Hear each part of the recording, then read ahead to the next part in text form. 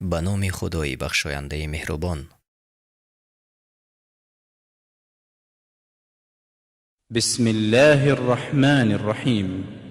والشمس وضحاها والقمر إذا تلاها والنهار إذا جلاها والليل إذا يغشاها والسماء وما بناها والأرض وما طحاها ونفس وما سواها فألهمها فجورها وتقواها قد أفلح من زكاها وقد خاب من دساها كذبت ثمود بطغواها إذ انبعث أشقاها فقال لهم رسول الله ناقة الله وسقياها فكذبوه فعقروها فدمدم عليهم ربهم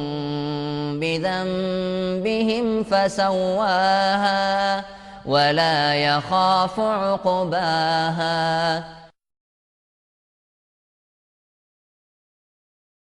قسم به آفتاب و روشنی او و قسم به ماه چون از پی آن برآید و قسم به روز چون آن را نمایان کند و قسم به شب چون آن را بپوشاند و قسم به آسمان به آن که بینایش کرد و قسم به زمین و به آن که هموارش کرد و قسم به نفس یعنی نفس آدمی و ذاتی که او را درست اندام نمود. سپس شناخت گناه او و پرهیزگاری او را در دلش انداخت و به درستی هر کی نفس را پاک ساخت رستگار شد و به درستی هر کی آن را به گناه پوشانید زیانکار شد. قوم ثمود به سبب سرکشی خود دروغگوی شمرد.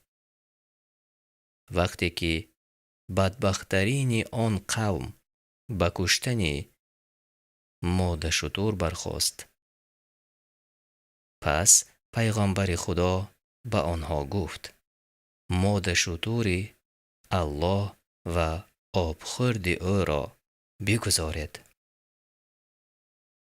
پس پیغمبر را دروغگوی شماریدند و مادر شتر را پی کردند، یعنی پس بکشتند و پروردگارشان به سبب گناهشان عقوبت را به آنها فرود آورد و آن را بر سر آنها یکسان کرد و خدا از عاقبت آن نمی ترسد. سوره شمس یعنی آفتاب در مکه نازل شد 15 آیت است.